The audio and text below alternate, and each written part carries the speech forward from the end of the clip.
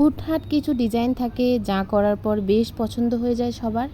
এটা এমন একটা কাজ। বৃষ্টির দিনে একা বাসায় বসেছিলাম, বিশেষ করে কোনো কাজ ছিল না, মনে হলো একটা মসলিন শাড়ি আঁকি আর এঁকে ফেললাম।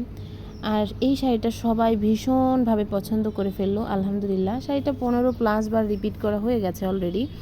আর এই ভিডিওটা যখন আপলোড দিচ্ছি তখন হয়তো আরও বেশি। আর এরপরে হচ্ছে এটা হচ্ছে একটা মসলিন শাড়ি। এখানে হচ্ছে লেমন কালারের একটা শাড়িতে আমি হচ্ছে পেইন্টিংটা করছি। লেমন কালার আসলে সব সময় অনেক সুন্দর একটা কালার, কিন্তু এটা যে গায়ে হলুদের কালার হইতে পারে সেটা আমার ধারণা ছিল না। এই শাড়িটা এখন পর্যন্ত যারা নিয়েছে এর মধ্যে অধিকাংশ ক্লায়েন্ট হচ্ছে গায়ে হলুদের জন্য নিয়েছি, কারণ গায়ে হলুদের এটা লেমন কালারটা কেন গায়ে হলুদের চলে গেল আমি বুঝতে পারি না। এখানে ইয়েলো কালার কমলা কালারের কাজ করেছি তাই এরকম হয়ে গেল নাকি, এটা আমি বুঝতে পারি নাই। যাই হোক, তবু যে সবার পছন্দ হয়েছে এটাই অনেক কিছু। তবে এটার কিন্তু আমাদের পেজে অর্গানজা 3 পিসও আছে। তো যারা হচ্ছে এটা 3 পিস নিতে চান তারা হচ্ছে এটা 3 পিস অর্ডার করবেন। যারা এটা শাড়ি নিতে চান তারা এটা শাড়ি নিতে পারেন। এটা হলুদের জন্য বলেন বা রেগুলার এমনিতেই বিভিন্ন পার্টি টার্টিতে ওয়্যার করার জন্য বলেন, যে কোনো ক্ষেত্রেই হচ্ছে আপনারা এই ড্রেসটা ক্যারি করতে পারবেন। এটা খুবই সুন্দর আর একটু এলিগ্যান্ট লাগে, কারণ এখানে আফসানের কাজ করা হয়েছে, আফসানের 3D লাইনারের কাজ করা হয়েছে। তবে মসলিনের কাজ করতে কিন্তু একটু কষ্ট। কেন, এখানে কালারটাকে একটু অন্যরকমভাবে প্রসেস করতে হয়।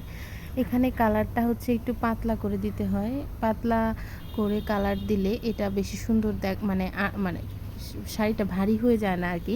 মসলিনে যদি আপনারা ঘন রং দিয়ে কাজ করেন তখন দেখা যাবে শাড়িটা ঘন মানে ভারী হয়ে যাবে। এখন অনেকেই কি করেন, এখানে ভারী হয়ে যাবে চিন্তা করে এখানে হচ্ছে এই যে রঙের মধ্যে পানি মেশান। পানি মেশালে কিন্তু রং উঠে যাবে। এটা যে কোনো ফেব্রিকেই পানি মিশিয়ে কাজ করবেন, রংটা যদি একেবারে না উঠে তাইলে ফেডেড হয়ে উঠবে, মানে হালকা হালকা হালকা হয়ে উঠে যাবে। এই কারণে চেষ্টা করবেন যে এই কাজ করার সময় পানি না মিশায় এখানে এনকে অথবা বাইন্ডার মিশাইতে। বেশি পাতলা করতে চাইলে এনকে, হালকা পাতলা করতে চাইলে বাইন্ডার মিশাবেন। তাহলে দেখবেন কাজটাও যেরকম গ্লেসি থাকবে। একটু খরচ বেশি হোক তবুও কোয়ালিটিফুল প্রোডাক্ট হোক, সেটাই কিন্তু ভালো। আর এই যে আফসানের রিফিল করতে করতে আমার একেবারে জান শেষ। অনেকবার এটা রিফিল করা লাগে একবার কাজ করার সময়। এখানে কিন্তু রং বেশি নেয় না, অল্প একটু নেয় ছোটো কৌটায়। তো বারবার রিফিল করা লাগে, রিফিল করে করে কাজগুলো করতে হয়। আর যারা হচ্ছে এই ধরনের এই আফসানের গিল্টারগুলো ইউজ করতে চান তারা হচ্ছে পেজে নক করবেন, আমাদের পেজ থেকে কিনে নিতে পারেন। আর এগুলো কিন্তু এই আফসানগুলো কিন্তু 3D না, এখন যেটা দেখতেছেন এটা কিন্তু পরবর্তীতে হচ্ছে একটু পেইন্টিংটার সাথে মিশে যাবে, আরও বেশি সুন্দর লাগবে। এখানে গ্লেসিনেসটা বোঝা যাচ্ছে না, এটার লাস্টের ছবি ভিডিওতে কিন্তু গ্লেসিনেসটা অনেক বেশি সুন্দরভাবে ফুটে ওঠে। তো এখানে আমি প্রথমে এই কমলা রঙে দিলাম, এরপরে হচ্ছে এটা কিন্তু পিওর কমলা না, কমলার সাথে হালকা একটু হোয়াইট মিশিয়ে দিছি, এখানে কালারটা বেশি গাঢ় লাগতেছে।